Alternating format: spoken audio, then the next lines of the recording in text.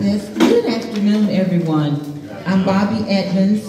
I am one of the members of the L. Clifford Davis Legal Association, and we have been tasked to, on every fifth Wednesday for the year and next year, to present Legal Talk. I would say L. Clifford Davis Legal Talk. And what we do, we come up with a subject matter that is of interest to the general public, and we as lawyers give back by giving some legal tips to better empower you in your everyday lives. Today we have chosen to talk about education.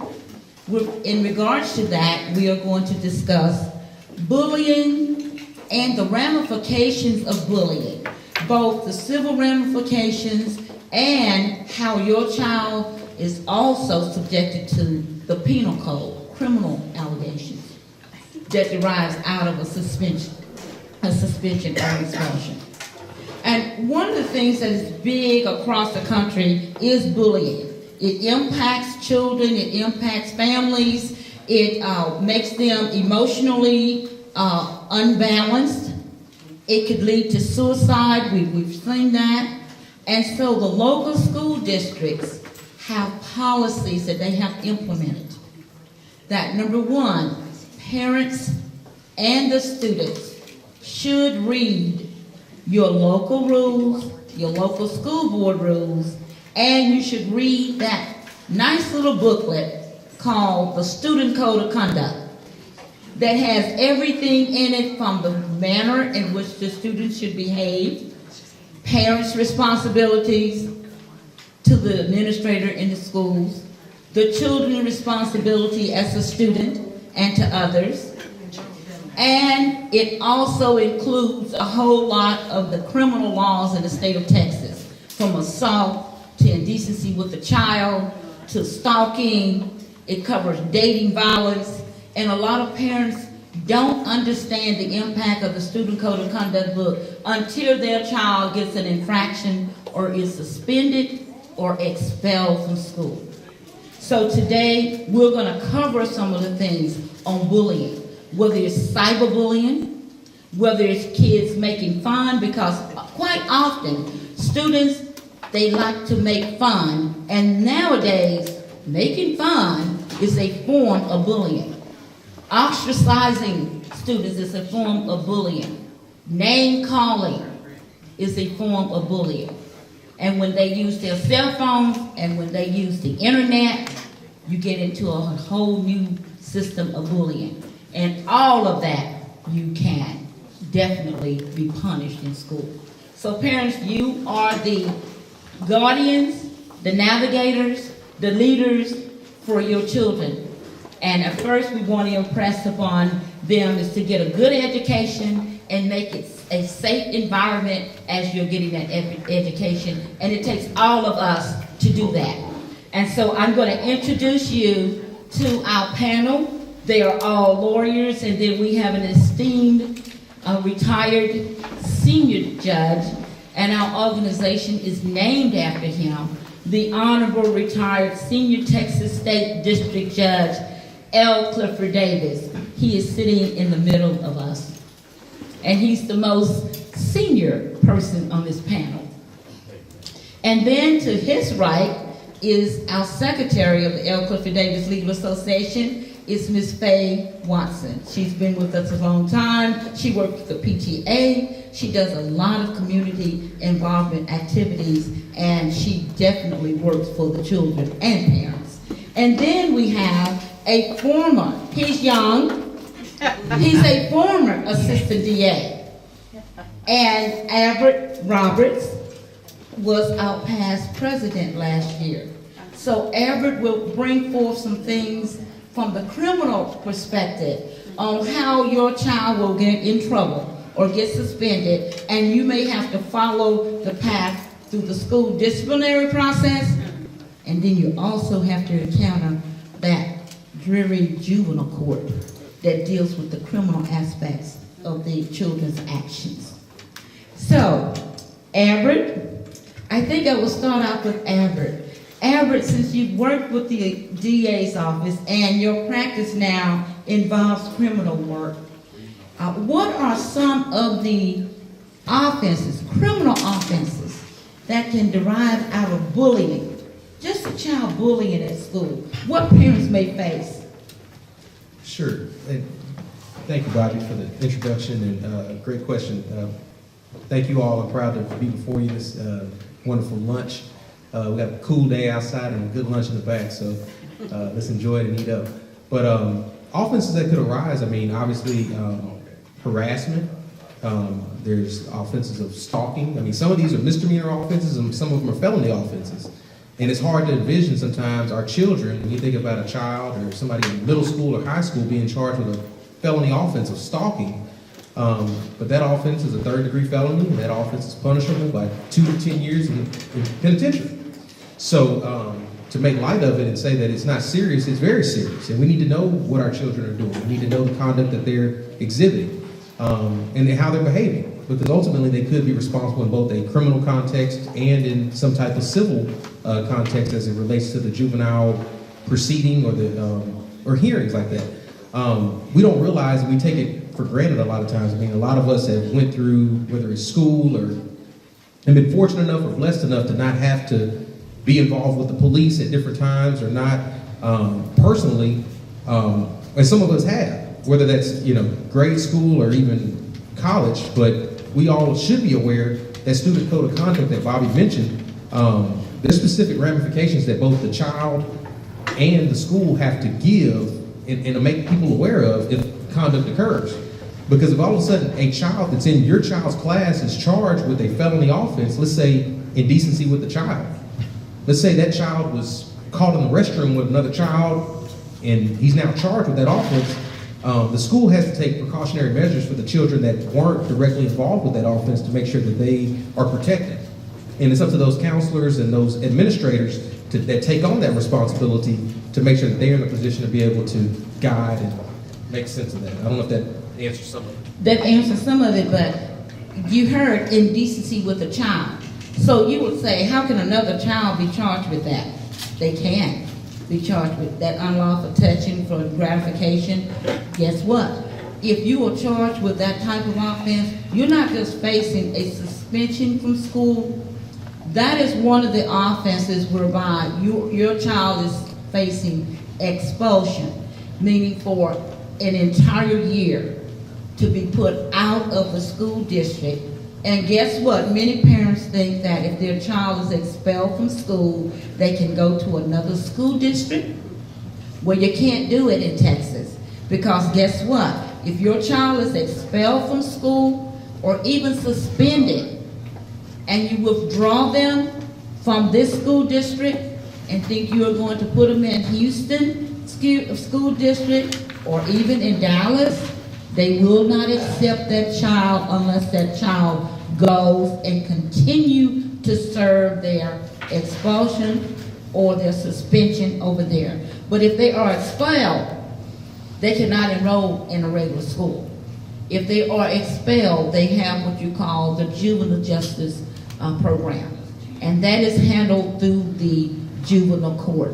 So your child will not be on anybody's school ground or in anybody's school district. And they cannot re-enter school until their time is served.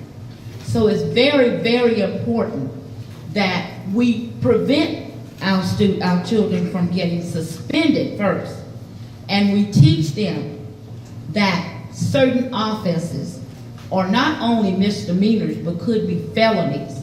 And then if you have an indecency charge that's on a sexual aspect, your child could be a registered sex offender as a teenager.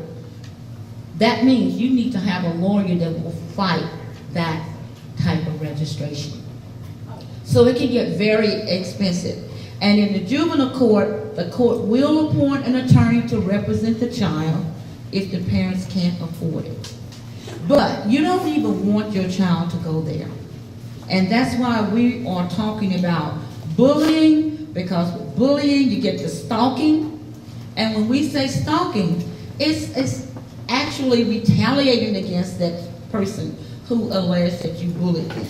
It's saying things to intimidate them. And as a result of that, you have an additional charge. So parents, really, if you have a problem, we want you to approach the school administration in a professional and dignified manner. You don't go up there and using profanity, because profanity is a violation in the Student Code of Conduct book. So we don't want parents to be violating the Student Code of Conduct book. We want them to be good role models for their children. So the indecency, but here's another, I'm going to touch on the cell phone.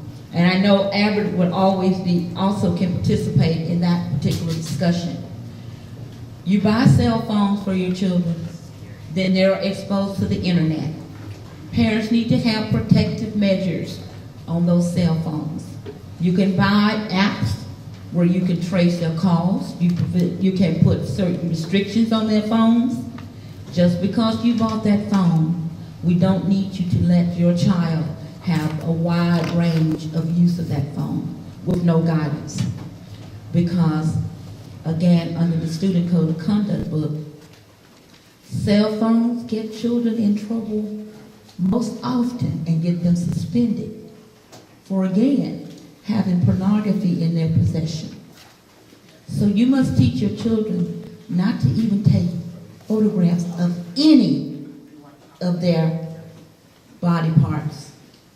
And please don't send those body parts by text or photographic on your cell phone. And if you possess them on your cell phone, Albert, isn't that an offense? And that's possession of pornography. It's child pornography. That is very serious. That can also lead to It's a third degree. Possession of child pornography is a third degree felony. And like Bobby said, I mean, it's a serious offense. I mean, you think, two kids in high school that are dating, they don't find it a big deal. Cell phones are something that we didn't have to really deal with as much when we were in high school, but now it's a new phenomenon. So kids take pictures, kids send those pictures, kids use apps. When we say apps, we're not talking about this foreign creature thing. We're not talking about, necessarily just Facebook and Twitter. There's a number of apps that kids like to use. Some of them are called Kik. So there's a lot of different ones, and the only thing that's worse maybe than your child being charged in the criminal context of an offense like this is your child being a victim in a criminal context. Because your child could just as equally be victimized. That picture of your child, your daughter sends to her boyfriend, that boyfriend could then break up with your daughter, and that picture could be distributed across the high school. And again, that's a separate offense. I mean, each time that picture is distributed and it goes to that next person's phone, that person is possessing child pornography in their phone. And it sounds, they sent a group text out, and this group text contained this picture of this girl. Whether you knew it or not, that girl is underage, and that girl's picture should not be in all these people's phones. So each one of those children who receives that text message is responsible for the contents of that text message. And I think a lot of times we don't take that serious enough when we're thinking, oh, my kid's in high school, they want a phone, let's get them a phone, let's let them text, let's let them call. Let them text, let them call, but be aware of the dangers that are out there, because there's a lot of pitfalls for them to either be in the criminal justice system as a defendant and charged, or in the criminal justice system as a victim and being exposed and things of that sort. I have to give you an example, and this is a true situation. Snapchat, where they take the picture and they delete it, but what if you send it to someone, they don't delete it, they copy it, and then they turn it in. You're in trouble. Had a situation where a girls' volleyball team, while they're in their little dressing room, what they would do, go into the stall, and then what another girl would do is take a picture of you and you're sitting on the commode. They got in trouble because the buttocks was showing. So you see how something that kids do as a game can turn into something very serious? And what if the parent of the child whose buttocks were shown did not like the fact that that picture was taken, then the parent can file a complaint. And they can file a criminal complaint. And this is what happened in that case. Now, of course, you have circumstances that you as a parent, that's why we tell you, as a parent, it is your responsibility to know the rules if your child is suspended. You have a right to request a hearing. You have a right first to go by their procedures. And generally, talk with the principal, and you know, of course, the principal probably will say, the assistant principal is handling that, the suspensions and expulsion, and your child will be out of school at least 3 business days, 3 school days for an investigation. Maybe longer before that hearing if you need that time. But the school district throughout the state must follow the Texas Education Code. And it has all the rules under there for suspensions and expulsions. And it tries to give you some due process rights, but you're not in a court setting. So you will never face the offender. You will never face the alleged victim when you're in a school process proceeding. So if you think you're going to a hearing and the little girl or the little boy who's allegedly the victim is going to be there, you are totally mistaken. That is not how it happens in your school proceedings. Only the principal, teachers, and there's a whole lot of hearsay there. And if you don't know the names of students that are witnesses to the offense for your child, guess what? The school cannot give out any names. They cannot subpoena. You have the Educational Privacy Act that protects the names of students. If you don't know their parent, they can't give out the parent's name. So if your child is going to school and they just know their friends by their first name, you're in bad shape because you're not going to have a witness.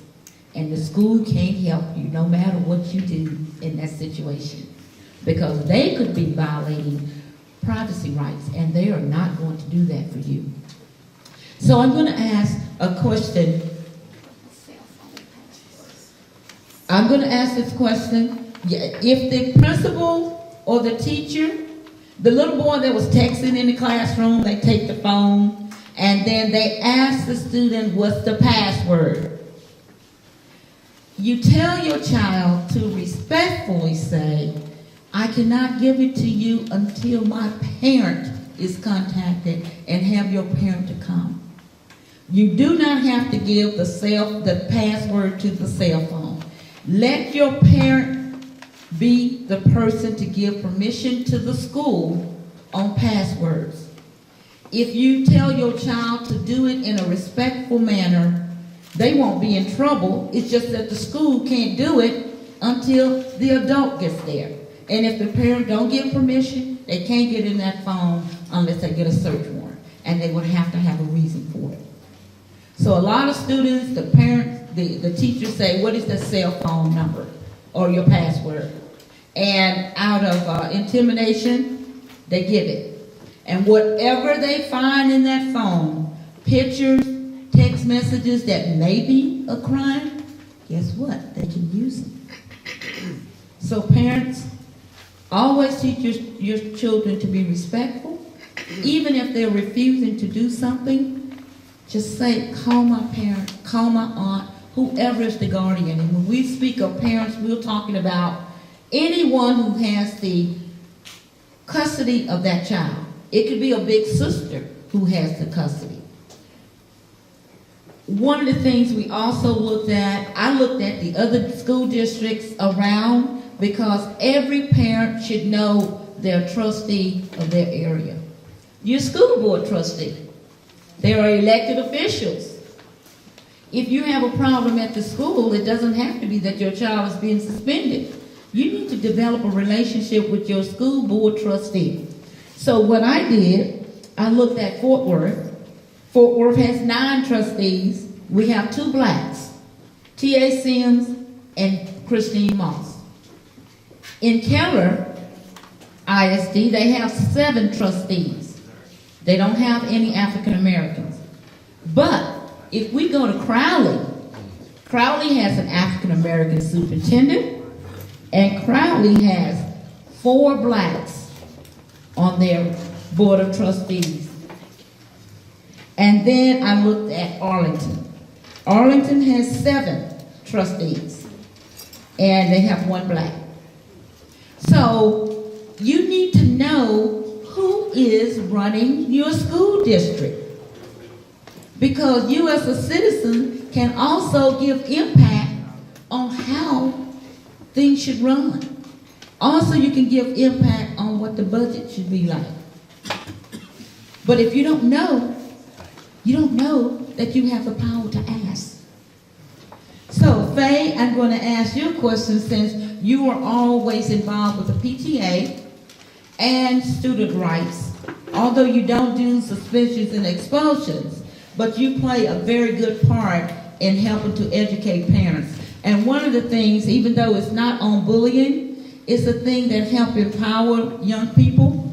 There is a state law that school districts should be implementing, and they are not. And so I'm going to let Faye discuss that, because it empowers students and parents. So Faye, would you discuss that law that has been on the books, but the school districts are not imposing it and not following it? Thank you, Bobby. And Bobby was saying, you know, one thing about the student code, as a parent or guardian, you are acknowledging and accepting whatever in that student code of conduct book. So you're supposed to sign it and send it back. But even if they just give it to your child, you know, that may be assumed that you know it. So you need to be aware of that.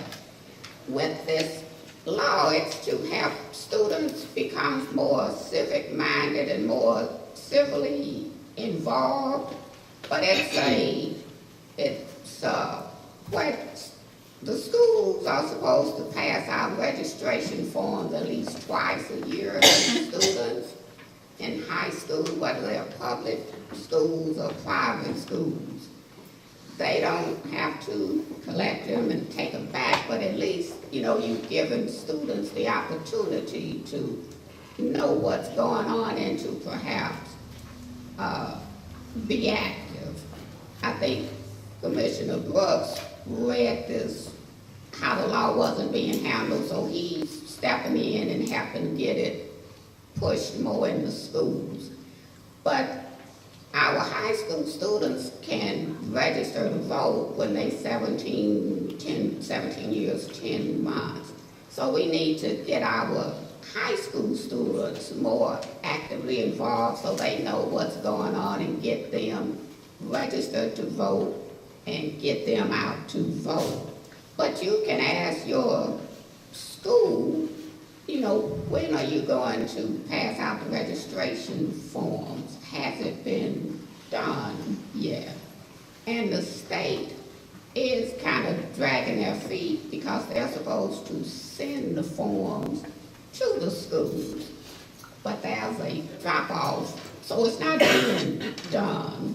But that's something that we, as a community and as parents, can get our young people more involved and make sure this is taking place, because the earlier you become acclimated to voting and registering to vote and helping others, then that's a lifelong process and you'll continue to do it. Thank you, Faye. Judge Davis, you have been a judge for many years, and you also sat on the juvenile bench.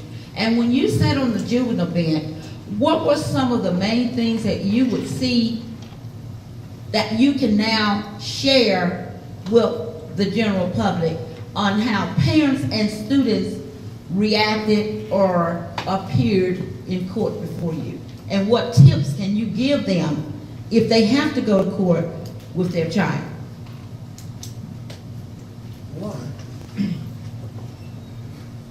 One of the things that we need to emphasize is that you are to be a respected person at all levels and at all times.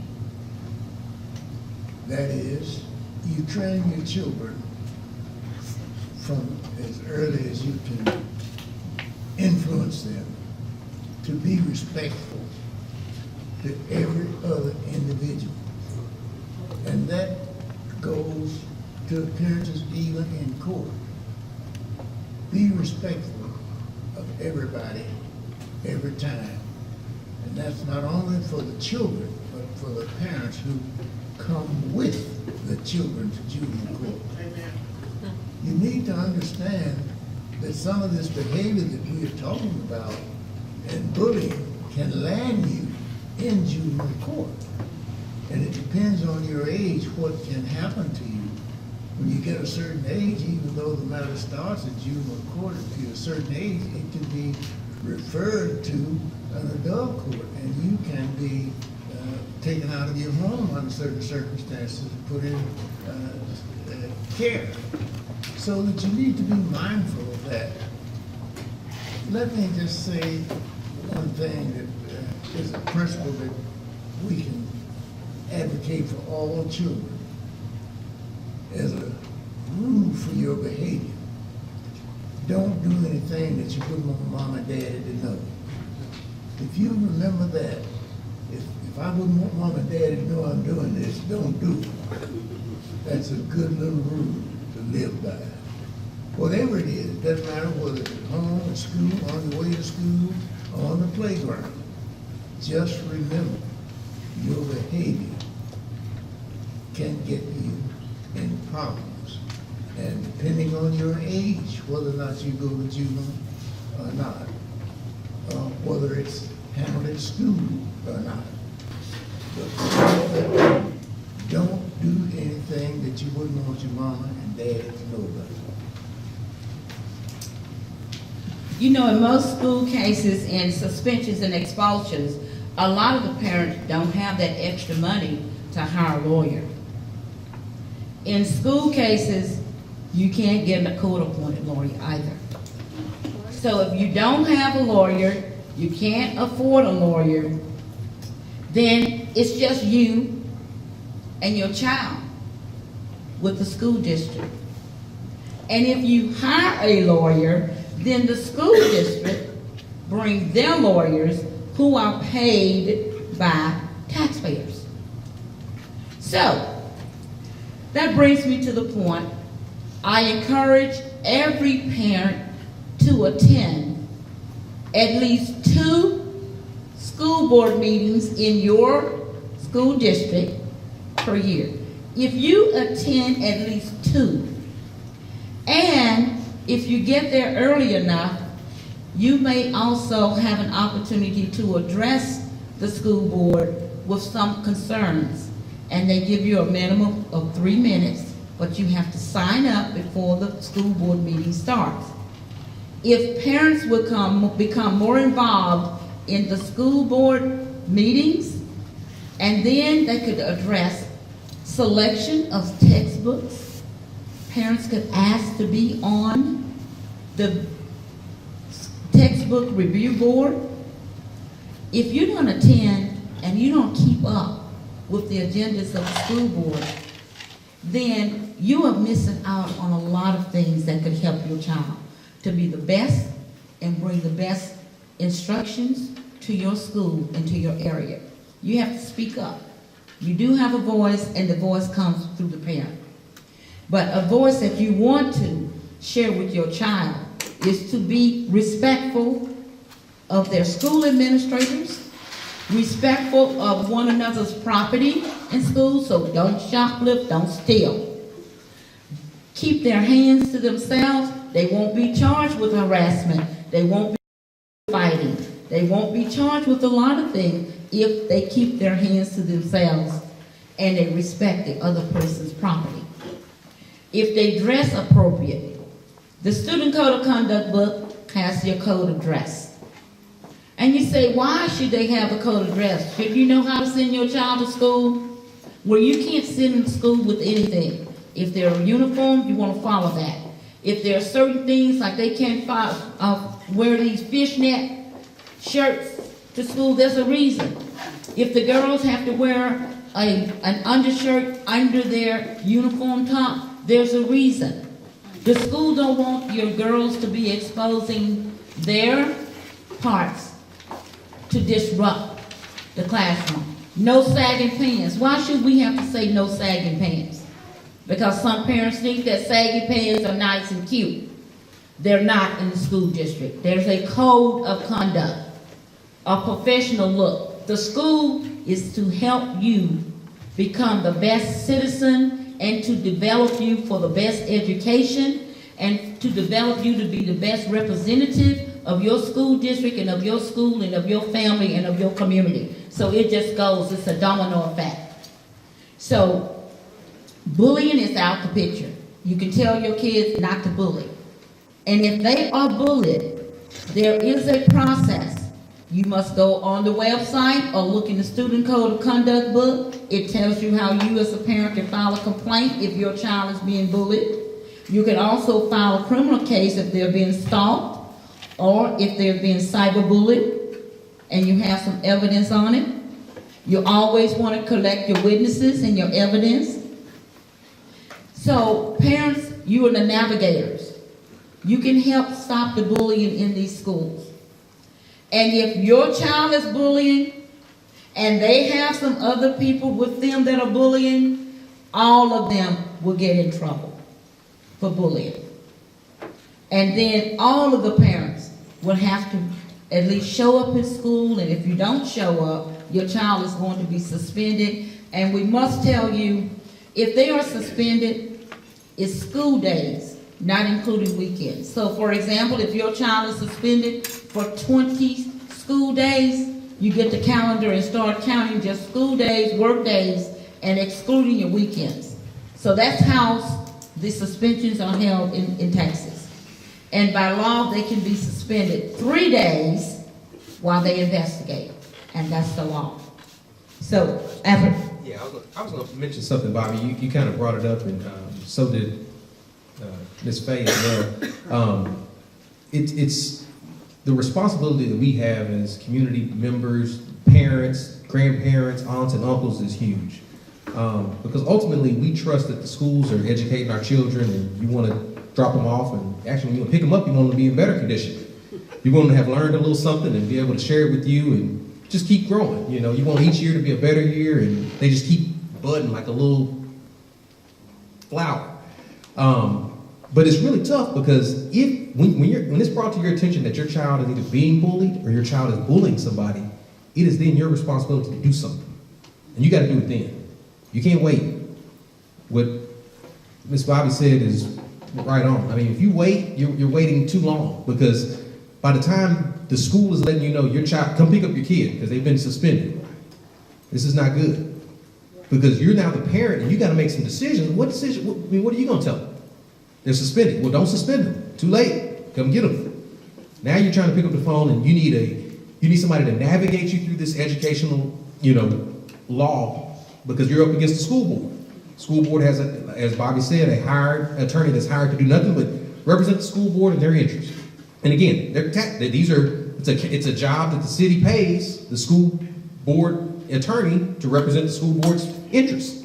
And their interest is in protecting children and making sure your child if they think your child is the problem, to get your child removed from that situation. But then you could quickly go from that to a criminal case. I mean, I'll share with you all just a brief experience I've had, without going into a whole bunch of the details, but a client has reached out to me before in the past, and this is not a case that I'm actively working on or anything, so I can share some of the details, and it didn't go anywhere, but you never know. I mean, you're a parent, and you think you're wise, and you went to school, and you've been around, and you know the game a little bit, but we're blessed to have not had certain experiences. But in this particular instance, 2 high schoolers, actually middle schoolers, they're seventh graders. A boy and a girl get caught in the restroom doing God knows what, but it gets reported. They get caught by another student. Some student comes out the restroom and says they are in the restroom kissing and doing something else. It becomes the administration is made aware. When they're made aware, they say this isn't good. We got to do something. They separate the kids. They call the police. They need to get a statement from both of the kids. Now, we all teach our kids to be honest. We teach our kids to do right. You get pulled over by the police, cooperate. I say that because it's a tough spot. I mean, cooperate, yes. But knowing your rights, no. A lot of times we don't know our rights. So at that time, the principal wants to get the answers. So what do they give? They give both kids a statement. Write out what happened. What were you doing in that restaurant? And why were you doing it? So the kids write out the statements. And the principal, in this particular instance, looks at those statements, the assistant principal, because that's who's dealing with discipline, and says, these aren't good enough. There was more happening in that restaurant, and I know. So write out the rest of it. Well, they write out the rest of the statement, and as you can imagine, the things that they kind of left out were some of the things that kind of would make this a criminal offense. So once they got that written out in a statement that your child gave before you got there, the police were called out. So now the case is being investigated by a sex crimes detective in a police department, and your kid just did half of what you told him to do. You know, and I say half of it because you told him to listen and cooperate and be respectful, but knowing his rights, I mean, at that point, things are starting to trigger, and things are at play, and ultimately it could jeopardize, you know, your kid's ability to remain, you know, in the school system. So that's just kind of a story I'm just sharing with you all because, again, I got 2 kids, so, I mean, comes 11 kids, I mean, I love them to death. I got a 5-year-old and a 1-year-old, and I mean, my son, they just had their bullying week. It was an entire week, and you know, my son came home that week, he's in pre-K, and he told me, he said, you know, we don't bully, we don't do that. And so every day they had a different theme, and I kept asking him every day, like, so what did y'all learn about today? He said, those are friends. You don't bully your friends. And if you see somebody bullying your friends, you tell somebody. And again, that goes for us too. So it's our responsibility to make sure that our kids are getting the message, our kids are knowing what they need to do. When we talk about accessing phones and things like that, your kids have rights. You have rights. And you got to train your kids to know not only what the right thing to do is, like Judge Davis said, you know, being respectful and parents, you got to be respectful too. But we have to groom our kids to know what comes along with those rights and those privileges and how they can be stripped away quickly. And along with what Albert is saying, it happens too often where especially in puberty, they think they're grown, they're doing things behind your back.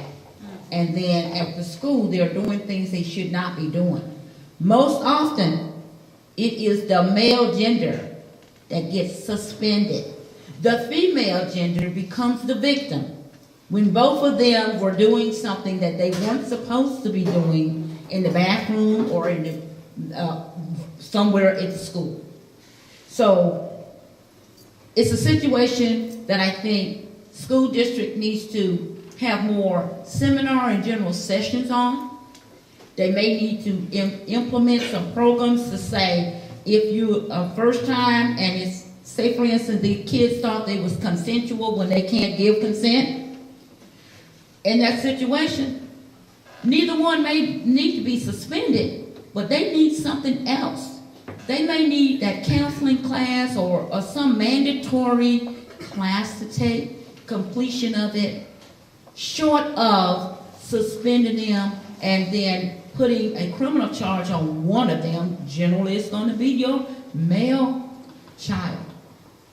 And that's where the disparity is. And Bobby, I was going to say, mention the age of consent as well.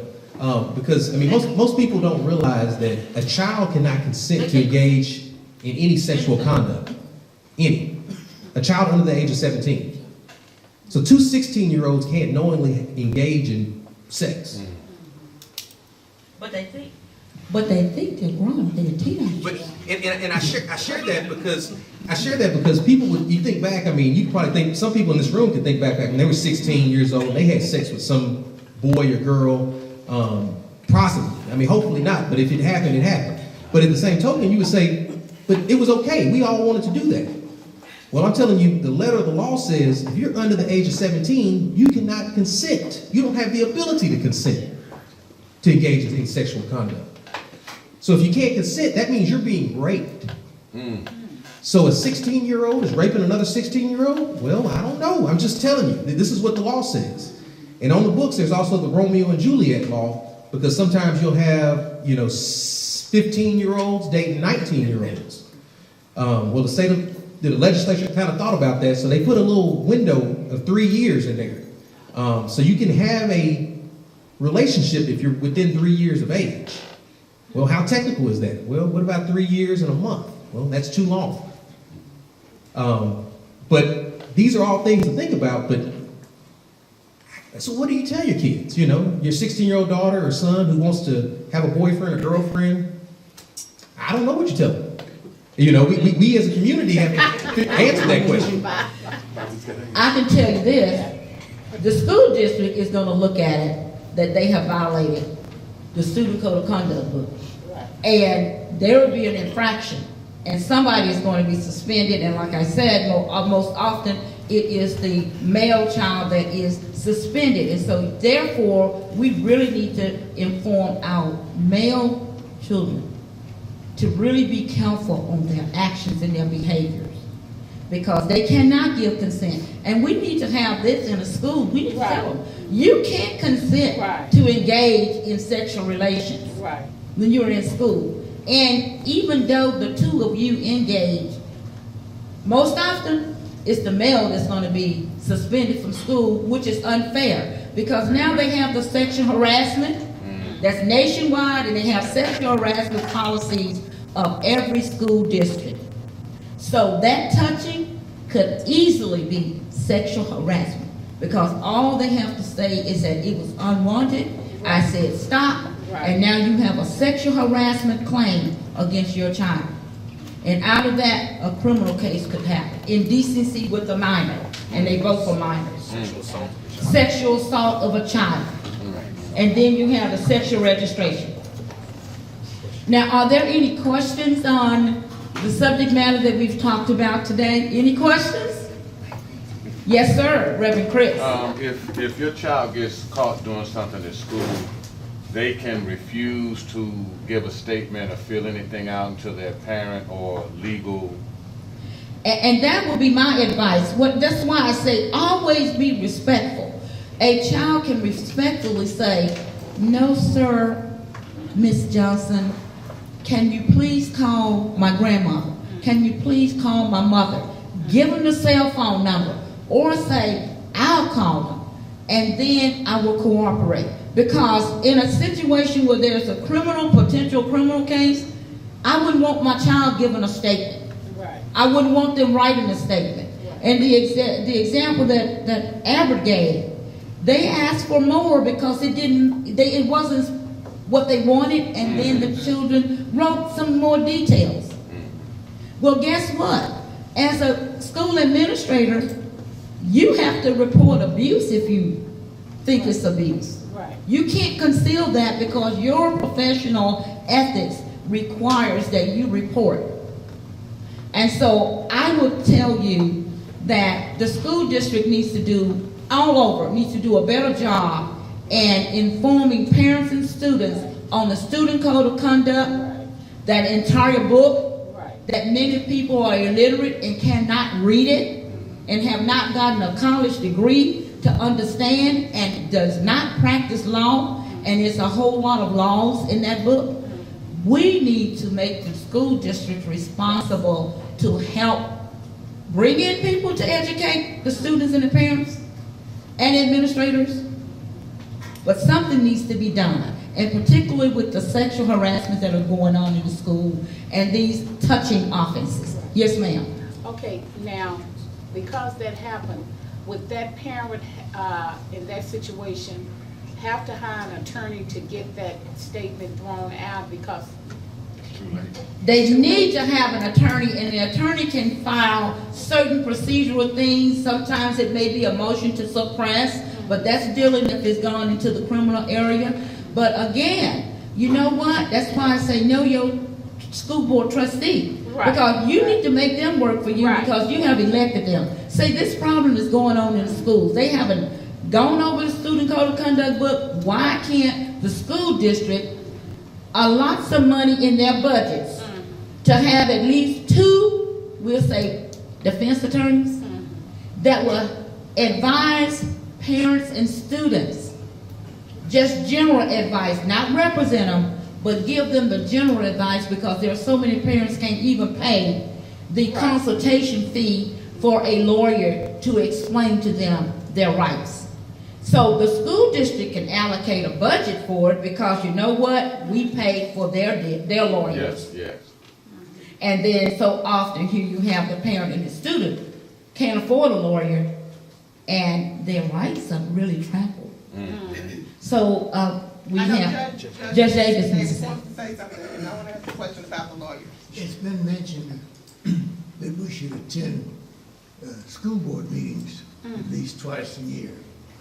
Let me mention also, you ought to attend some PTA meetings Oh, yes. so that you get to know the teachers Yes. and the teachers get to know you, and you all can exchange ideas about the conduct that's happening in the school system so that you can counsel your child. So it's important that you attend PTA meetings, not only to learn what's happening in the school, but learn how you can use that information to counsel your child.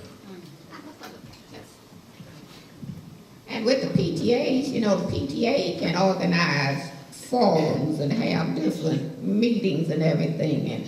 And not only, parents have to play a more active role, but not only attending PTA meetings, but you also need to go to parent-teacher conferences, you know, and get to know the teacher. So if your child does do something, you'll know the teacher more.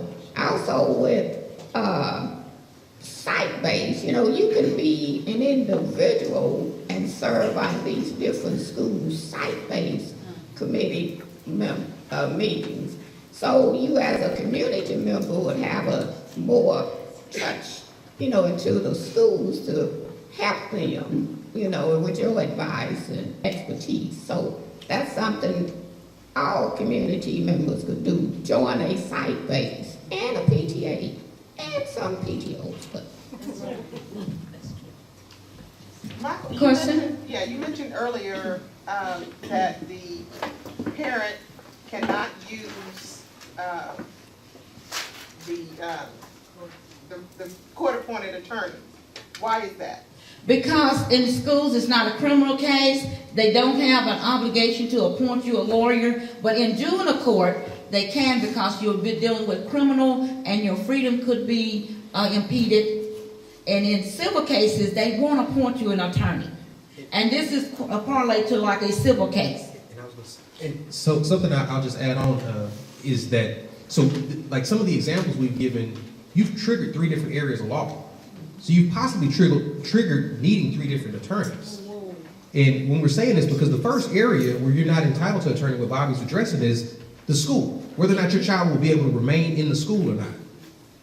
The court is not going to appoint you an attorney. There's not somebody going to volunteer and raise their hand and say, I'll take it for free. Your kid may get kicked out of school before you ever get any representation. The first time you may get representation is when you're in juvenile court.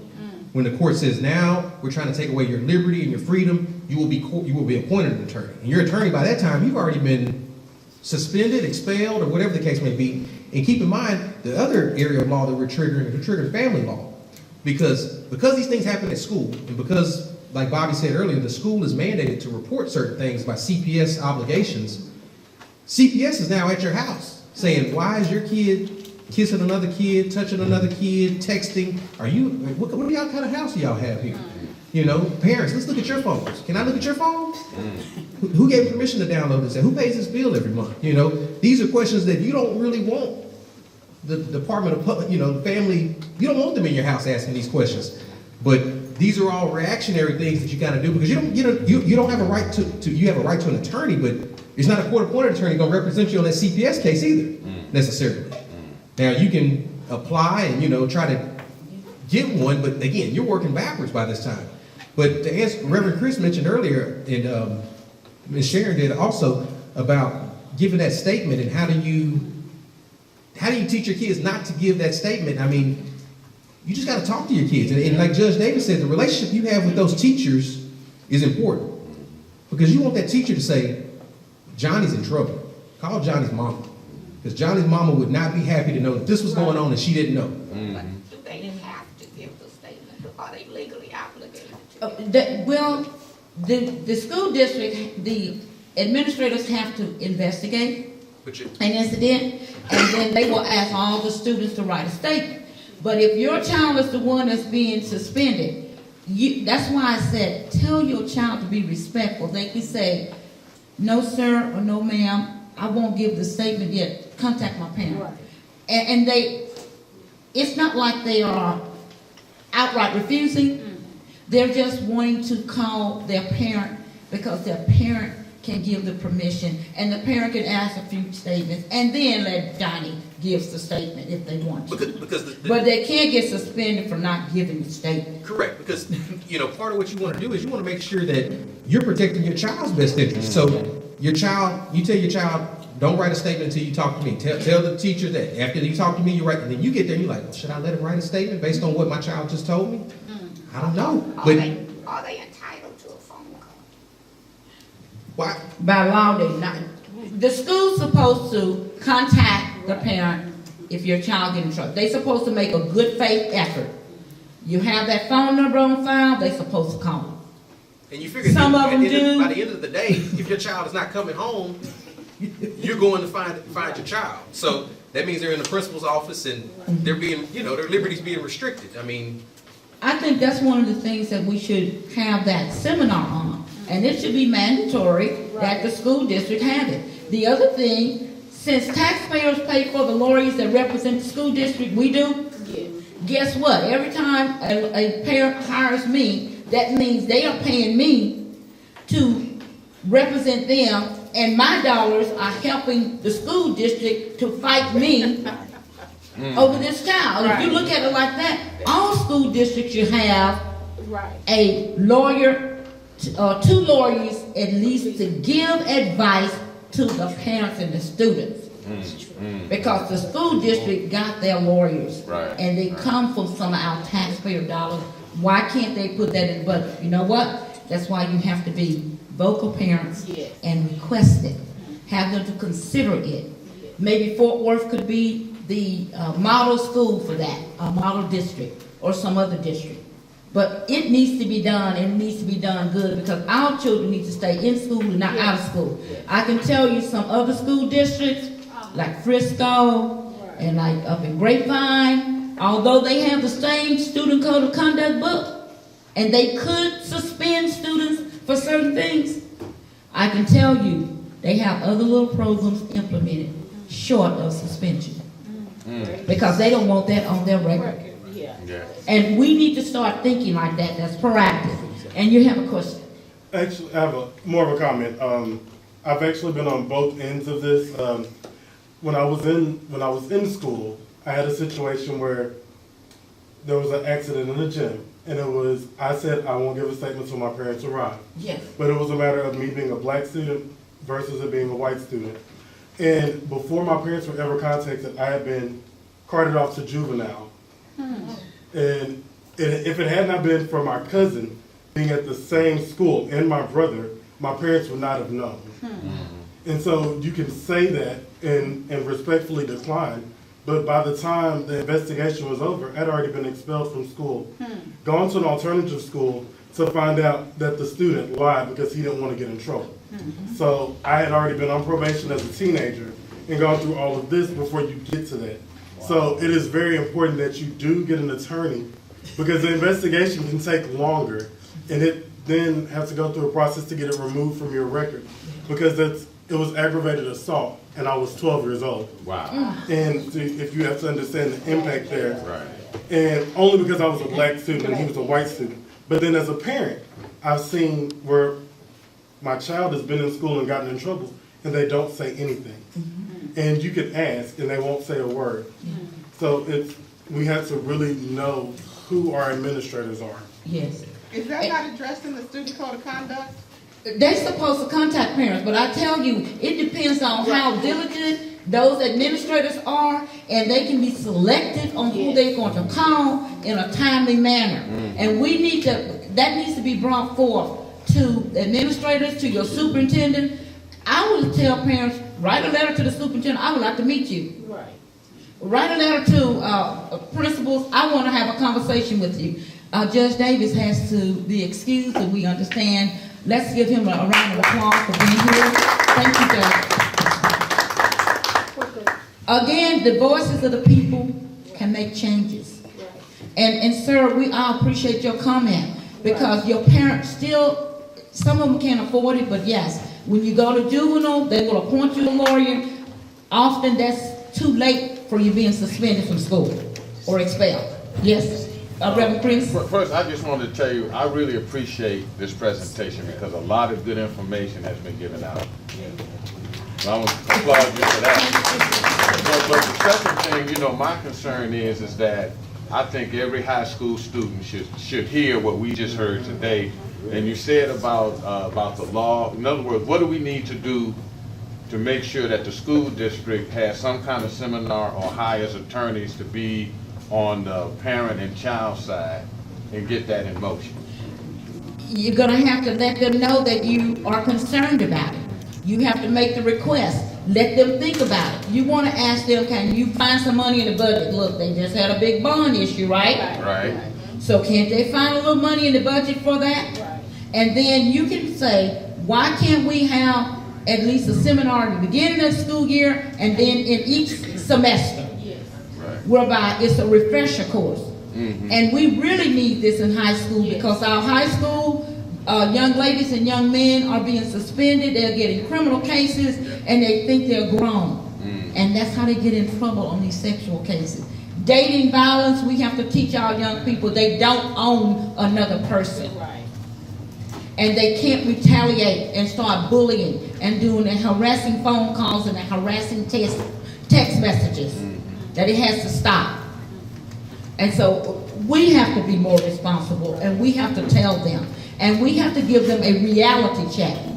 Where they think they won't get in trouble, they will get in trouble. And we didn't even discuss drugs or anything, but we are just dealing with the bullying and some of those type of effects.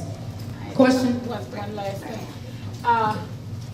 Does anyone in the organization, you know, have kind of like a strategic plan? I would like, even for us, since we've heard all of this, to be able to go down to the school board and present that to them, that we were requesting for 2 attorneys to be a part of that budget and whatever. But you know, you're gonna have to take some in their hand. So if you all have or can come up with something, I'm willing to do that, because I totally agree. I worked in the system. I taught for 19 years, and I saw the selectivism, and I'm glad at many times being an African American, I was there to say, you know, to help that situation.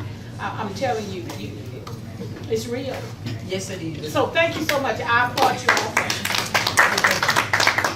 And I get one last comment from Albert, and I would like to say thank you for allowing us to share some legal tips every 5th Wednesday of the month of the year, and we are delighted to come to you as L. Clifford Davis Legal Association to give free legal advice. Free tips. And Albert? So I was just gonna make just a quick comment as far as because what y'all mentioned, Reverend Chris and Ms. Sharon, y'all mentioned what's the plan of action? Like, I mean, what can you do to roll this out and bring it to life? I mean, I really think this is a local issue. And I say local, like you gotta use, first the question is, who is your school board member? And what's the relationship you have with your school board member? And some people are gonna have better relationships. Regardless of the relationship, I mean, that's your elected official. Right. They speak for you when they vote yay or nay on a bond issue or any other issue. So I think the mentality is something that's got to change before you even get to, because the school board, and I don't want to speak for them, but I would say a lot of times when they think of this, they think of the people that are getting kicked out of school are problem kids. Right.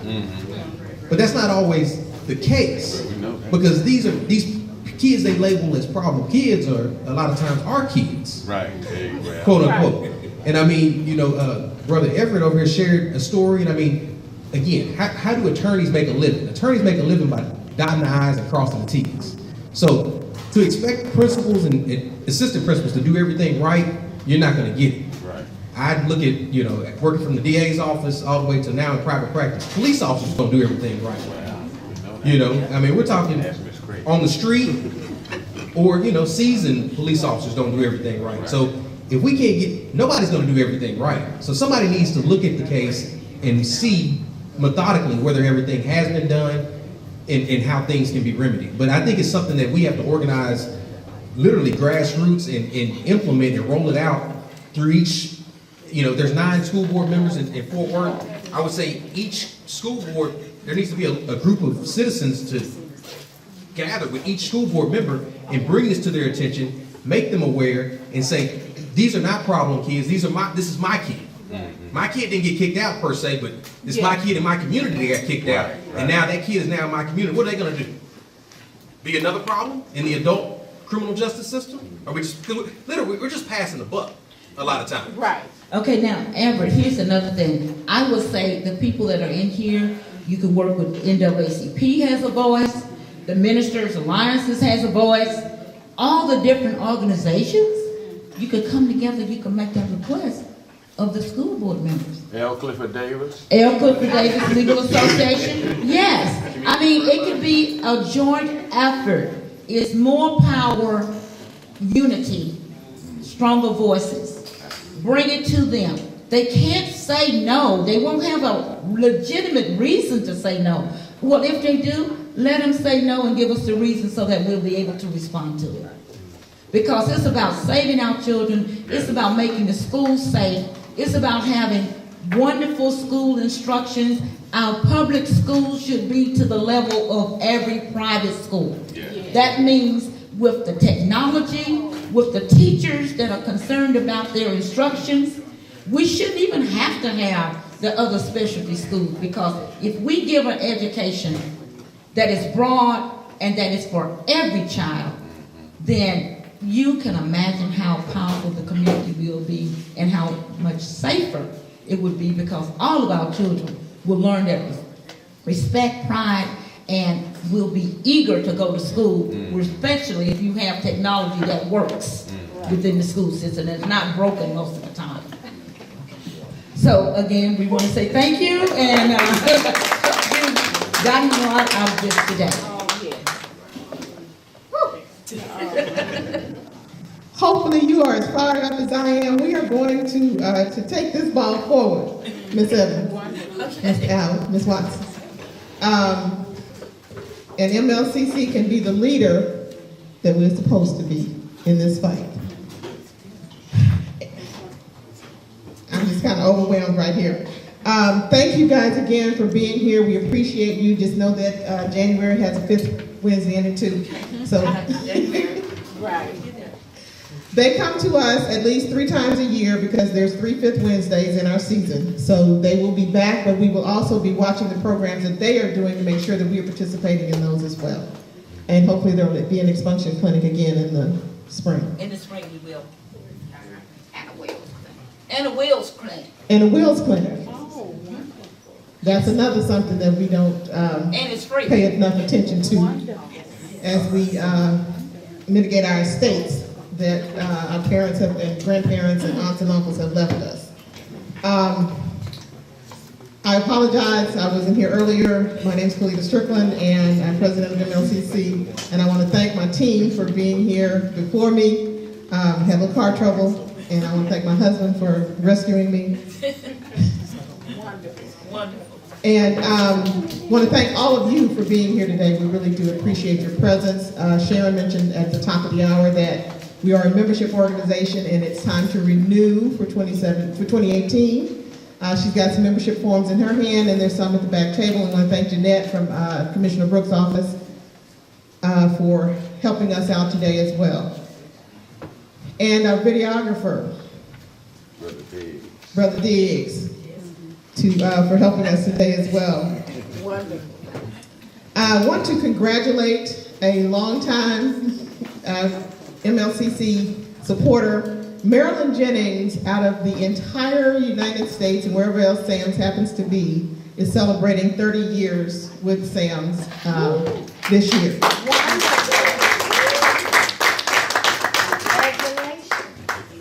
So congratulations, Marilyn, on that. I have a couple of announcements that were submitted. The Derek Locke Memorial Music Scholarship is accepting applications right now. You can contact Sharon Ford Turner at 817-614-6808 for more information on that scholarship as far as the application process and the amount. But there are scholarships available. Children are always needing money to go for higher education, and they're not real difficult to get. So every little bit helps. That buys books, pays for lab fees and other things.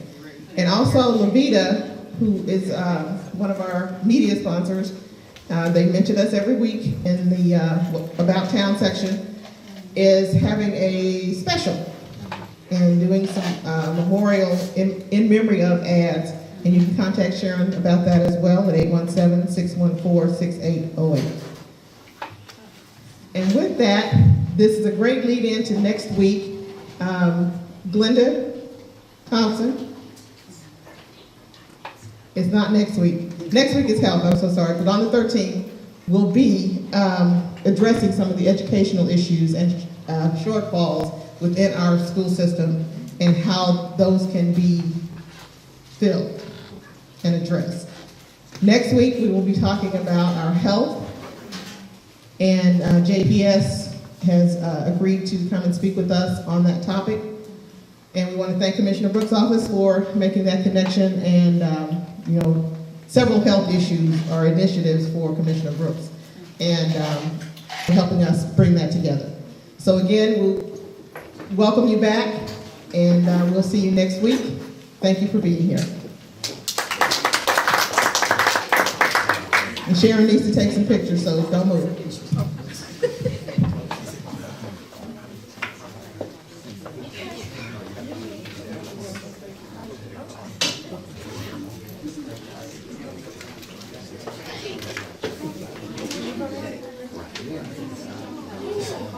Okay, guys, if y'all can just kind of look this way, because we do also have a Facebook page, and we will share them with you. We have several, but media, everybody, see. Okay. Brother Chris, Mr. Anthony, thank you. He starts smiling, right?